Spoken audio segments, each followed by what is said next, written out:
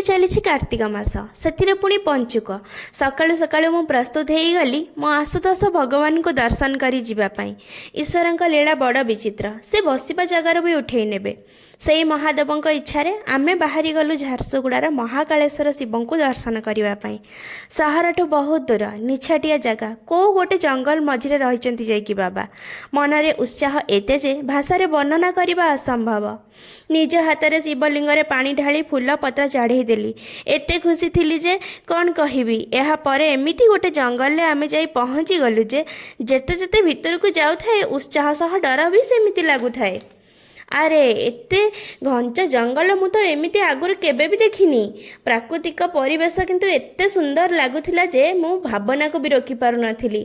ଇଚ୍ଛା ତ ହେଉଥିଲା ଏଇଠି ରହିଯାଆନ୍ତି କି, ପୁଣି ଡର ବି ଥିଲା କି ଯଦି ବାହାରି ଖାଇଦେବ ମୋତେ। ଶୁଣିଛି ହାତୀ ବି ବାହାରେ ଏଠି। ହେଲେ ଭାରି ଖୁସି ଲାଗୁଥିଲା ଏମିତି ଗୋଟେ ଜାଗାକୁ ଆସିକି।